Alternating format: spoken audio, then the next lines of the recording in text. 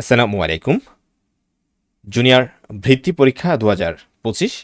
তোমরা যারা ২০২৫ সালে অষ্টম শ্রেণী থেকে জুনিয়র বৃত্তি পরীক্ষায় অংশগ্রহণ করবে, তোমাদের গণিত বইয়ের প্রথম অধ্যায় প্যাটার্নের টাইপ ভিত্তিক সাজেশন নিয়ে হাজির হয়েছি। শুরুতে আমি বলে যাই বা বুঝিয়ে দিচ্ছি যে আসলে টাইপ ভিত্তিক সাজেশনটা কি। তোমরা অনেকেই এই সাজেশনের সাথে এই ভিত্তিক বা টাইপ ভিত্তিক সাজেশনের সাথে তোমরা অনেকেই পরিচিত নয়। টাইপ ভিত্তিক সাজেশনটা হচ্ছে তোমার যে কোনো একটা অধ্যায়ের, ধরো প্রথম অধ্যায় প্যাটার্নেরই, এখানে দেখবে তোমরা তোমাদের মডেল টেস্ট বা তোমাদের গাইডে 25 থেকে 30টি বা এর কম বেশি হতে পারে প্রশ্ন রয়েছে, সৃজনশীল প্রশ্ন। তোমরা অনেকে কি করো, তোমরা সবগুলো করে যাও ধারাবাহিকভাবে। আমি অনেক ভিডিওতে, অন্যান্য শ্রেণীর ভিডিওতে আমি বারে বারে বলে আসছি যে আসলে অঙ্ক অঙ্ক তোমরা অঙ্ক শিখো না বা অঙ্ক করো না, তোমরা অঙ্কের সিস্টেম শিখো, অঙ্কের নিয়ম শিখো, যে আসলে ওই অঙ্কটি কোন নিয়মে বা কোন সিস্টেমে করা হয়েছে। তোমরা দেখবে তোমাদের বইয়ে যে 25 থেকে 30টি বা তার কম বেশি যে অঙ্ক রয়েছে, সেখান থেকে তোমরা যদি খুঁজে খুঁজে বাছাই করো, দেখবে 8 থেকে 10টি বা এর কম বেশি এই নিয়মেই কিন্তু সব অঙ্কগুলো করা হয়েছে। তাহলে তুমি যদি এই 8 থেকে 10টি বা এর আশেপাশে যে নিয়ম কয়টি রয়েছে, তুমি শুধু ওই নিয়মটি বা ওই সিস্টেমটি যদি শিখে নাও, তাহলে তোমার পরীক্ষায় যে কোনো ধরনের প্রশ্ন আসলে বা তোমার এই প্যাটার্ন থেকে বা তোমার ওই অধ্যায় থেকে যে কোনো প্রশ্ন আসলে তুমি আসলে অনায়াসে করতে পারবে, বা যেভাবেই দেওয়া হোক না কেন তোমাকে, তুমি ইজিলি সেটা করতে পারবে। আর তুমি যদি ওই অধ্যায়ের 25 থেকে 30টা অঙ্কই শুধু শেখো বা করো, সেক্ষেত্রে তুমি ওর বাইরে অন্য কোনো অঙ্ক আসলে করতে পারবে না। ওই ধাঁচের যদি অঙ্ক আসে কেবলই তোমরা করতে পারবে। আসলে এটা তোমরা ভুল শিখছো। তোমরা সবসময় টাইপ ভিত্তিক শিখবে। টাইপ ভিত্তিক বলতে আমি যেটা বুঝাচ্ছি সেটা এখানে আমি তোমাদেরকে আবার দেখিয়ে দিচ্ছি। তোমরা এখানে দেখতে পাচ্ছ টাইপ 1, 2, 3, 4, 5, 6, 7, অর্থাৎ এই প্যাটার্ন থেকে তোমরা এই 7 টাইপের অঙ্ক পেয়ে যাবে, বা এই 7 টাইপের অঙ্ক যদি তোমরা শিখে নাও, খুব কম সময় তোমরা এগুলো প্র্যাকটিস করতে পারবে।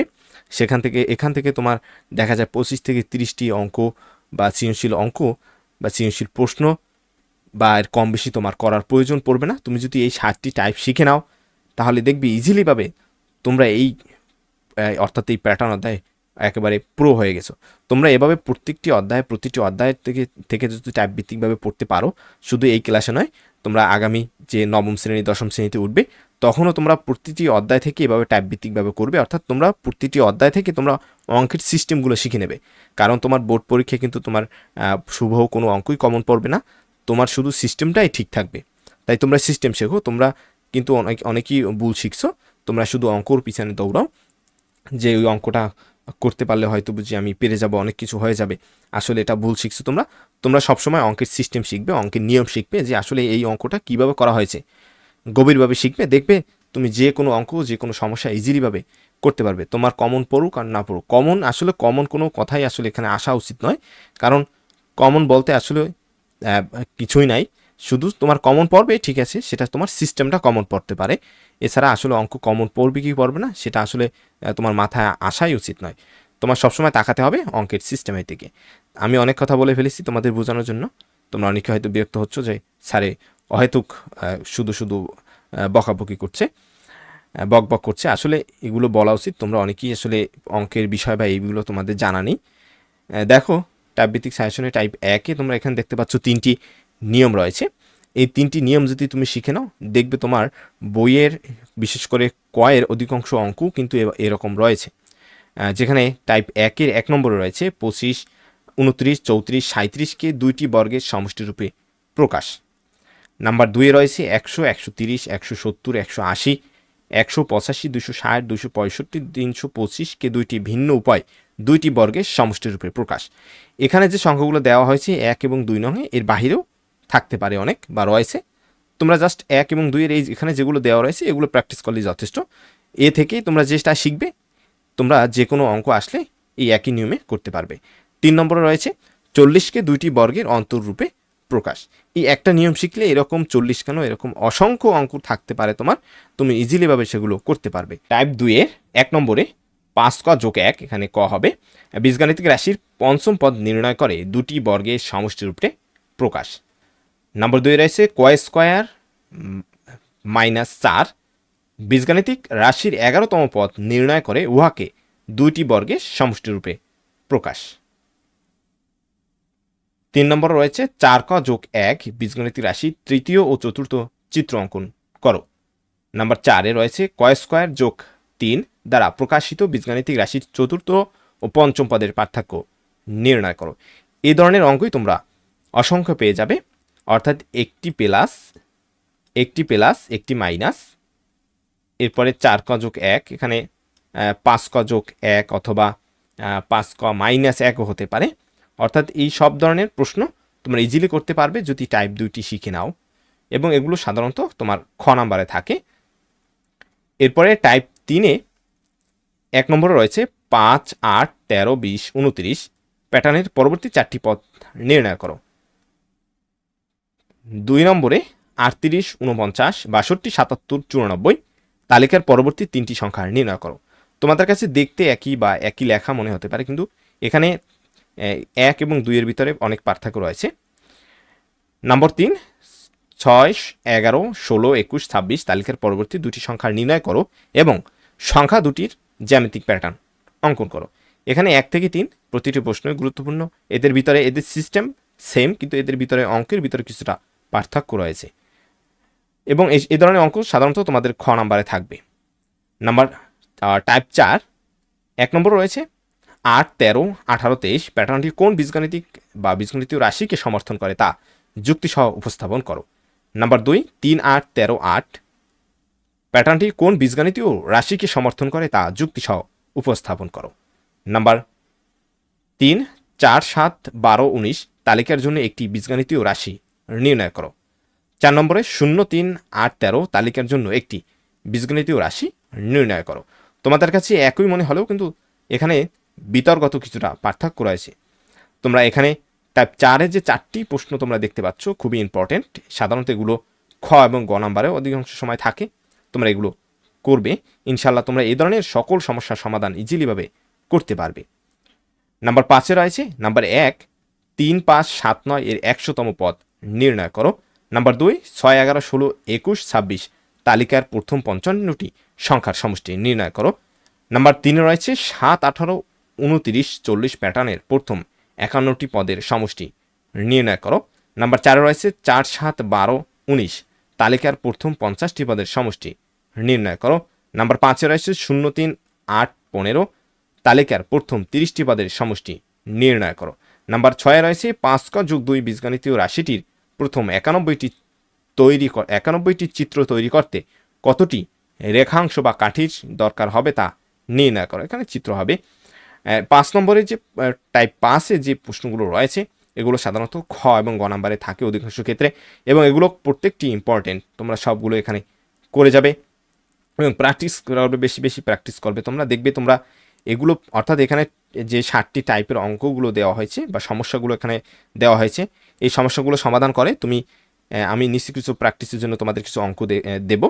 তোমরা সেগুলো করবে, দেখবে তোমরা ইজিলিভাবে সেগুলো সমাধান করতে পারছো, এবং যে কোনো প্যাটার্নের যে কোনো প্রশ্ন তোমরা ইজিলিভাবে সমাধান করতে পারছো। দেখবে টাইপ 6 রয়েছে নাম্বার 1-এ 3ক যোগ 1 এর সংখ্যা প্যাটার্ন নির্ণয় করে প্রথম 4টি পদের চিত্র আঁকো।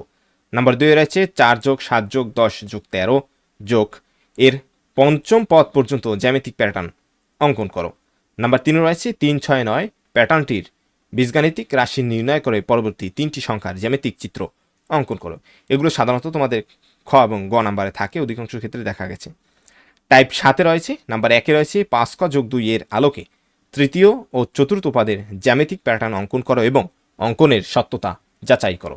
নাম্বার 2-এ রয়েছে 5ক যোগ 7 এর আলোকে প্রথম 3টি পদের জ্যামিতিক প্যাটার্ন অঙ্কন করে মোট রেখাংশের সংখ্যা নির্ণয় করো। সাধারণত এই সকল প্রশ্ন তোমাদের গ নাম্বারে থাকবে।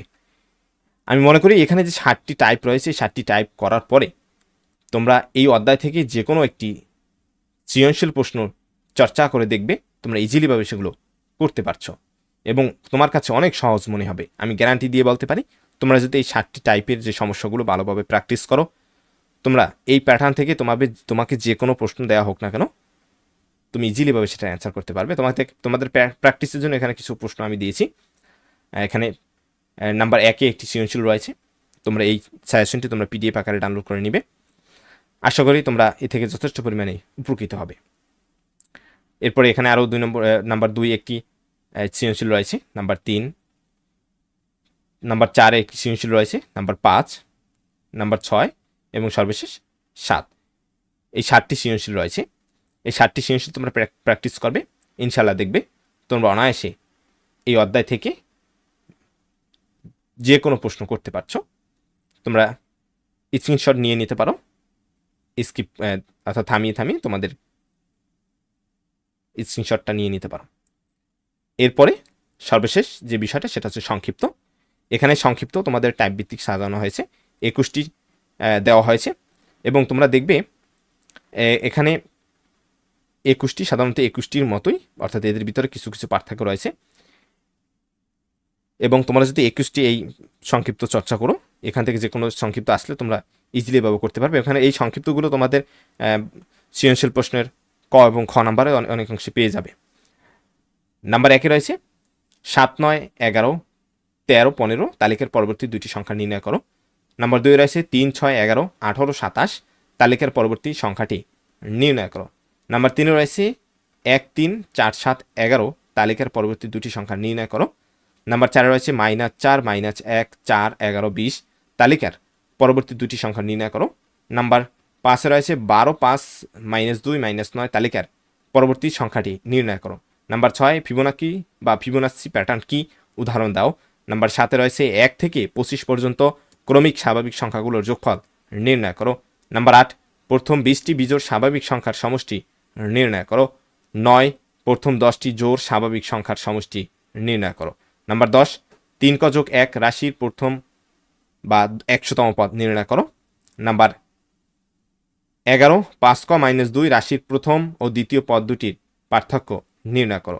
নাম্বার 12 ক স্কোয়ার যোগ 3 রাশির চতুর্থ ও পঞ্চম পদের পার্থক্য নির্ণয় করো। নাম্বার 13 ক স্কোয়ার -4 রাশির 11তম পদ নির্ণয় করে উহাকে দুইটি বর্গের সমষ্টি রূপে প্রকাশ করো। নাম্বার 14 5 ক যোগ 1 বীজগাণিতিক রাশির পঞ্চম পদকে দুইটি বর্গের সমষ্টি রূপে প্রকাশ করো। নাম্বার 15 9, 14, 19, 24 তালিকার ষষ্ঠ পদটিকে দুইটি বর্গের সমষ্টি রূপে প্রকাশ করো। নাম্বার 16 5 ক যোগ 2 বীজগাণিতিক রাশির প্রথম 3টি পদের জ্যামিতিক প্যাটার্ন অঙ্কন করো। নাম্বার 17 13, 20, 25, 26, 29, 34, 37 ইত্যাদিকে দুইটি বর্গের সমষ্টি রূপে প্রকাশ করো। নাম্বার 18 13, 130, 145, 170, 185কে দুইভাবে দুইটি বর্গের সমষ্টি রূপে প্রকাশ করো। নাম্বার 19 325কে তিনটি ভিন্ন উপায়ে দুইটি বর্গের সমষ্টি রূপে প্রকাশ করো। 20 নম্বরে 3 অথবা 4 অথবা 5 অথবা 7 ক্রমের ম্যাজিক বর্গের কোনাকুনি যোগফল বা ম্যাজিক সংখ্যা কত তা নির্ণয় করো। 21 নম্বরে 4 ক যোগ 1 বীজগাণিতিক রাশি তৃতীয় ও চতুর্থ চিত্র অঙ্কন করো। তোমরা এখানে অনেকগুলো প্রশ্ন পড়েছো বা দেখেছো, যেগুলো কিন্তু তোমার উপরে সৃজনশীলের টাইপ ভিত্তিকও রয়েছে এবং সৃজনশীল প্রশ্নেও রয়েছে, অর্থাৎ সংক্ষিপ্ত প্রশ্নের অধিকাংশই তোমরা সৃজনশীল প্রশ্নে পেয়ে যাবে। তাই সংক্ষিপ্তগুলো তোমরা যদি চর্চা করো দেখবে তোমাদের কাছে সৃজনশীল আরও সহজ হয়ে গিয়েছে। আশা করি সাজেশনটি তোমাদের উপকারে আসবে বা ভালো লাগবে। আশা করি পরবর্তী সাজেশনটিও বা দেখবে। পরবর্তী প্রত্যেকটি অধ্যায়ের সাজেশন আমি এভাবে টাইপ ভিত্তিকভাবে দিব। তোমরা একবার প্র্যাকটিস করে দেখো কতটা সহজ মনে হয়। তোমরা যদি এর আগে এরকম টাইপ ভিত্তিক করে না থাকো তাহলে আমি মনে করি তোমরা ভুলের ভিতরে ছিলে। তোমরা এরকম টাইপ ভিত্তিকভাবে করো এবং পরবর্তী শ্রেণীগুলো তোমরা এভাবে টাইপ ভিত্তিকভাবে করবে। অর্থাৎ তোমাদের পরবর্তী যে কোনো শ্রেণীতে তোমাদের কাছে যদি এভাবে অঙ্ক হোক, বাংলা হোক বা অন্যান্য সাবজেক্ট হোক, প্রত্যেকটা সাবজেক্ট তোমরা টাইপ ভিত্তিকভাবে শেখো। তোমরা 100, 50, 70 এভাবে সৃজনশীল না পড়ে তোমরা ওই যে 70টার ভিতরে যে নিয়ম রয়েছে, 70টার ভিতরে 70টা নিয়ম তোমার নেই। 70টা সৃজনশীল প্রশ্নে মিনিমাম তোমার 10 থেকে 12 বা 15টি নিয়মই থাকতে পারে, এর বেশি নয়। এই তুমি 10 থেকে 15টি নিয়ম শিখো বা যে সকল নিয়মগুলো তোমার ওখানে নিয়মে করা হয়েছে শুধু নিয়মগুলো শিখে নাও। তোমার যে কোনো প্রশ্ন তুমি ইজিলি অ্যান্সার করতে পারবে। তোমার কাছে কমন পড়ুক আর না পড়ুক, তোমার কাছে বা বোর্ড পরীক্ষা কিন্তু তোমার কমন পড়বে, এমন কেউ গ্যারান্টি দিতে পারবে না যে এই সৃজনশীল বা এই প্রশ্নটা পড়লে তোমার পরীক্ষা হুবহু কমন পড়বে। আশা করি তোমরা বুঝতে পেরেছো। অর্থাৎ কমনের আশায় তুমি কখনোই থাকবে না, তুমি সবসময় এই চিন্তায় থাকবে যে আমি সিস্টেম শিখবো, পরীক্ষায় তোমার সিস্টেম অবশ্যই কমন আসবে। অঙ্ক কিন্তু কখনোই কমন আসার সম্ভাবনা নেই, বিশেষ করে বোর্ড পরীক্ষায়। আশা করি ভিডিওটি তোমাদের খুব উপকারে এসেছে। পরবর্তী ভিডিওগুলো তোমাদের উপকারে আসবে আমি মনে করি। আমরা এবং আমাদের ইউটিউব চ্যানেল থেকে সবসময় আমরা চেষ্টা করি তোমাদের উপকারে আসবে এরকম ভিডিও আমরা দেওয়ার চেষ্টা করি।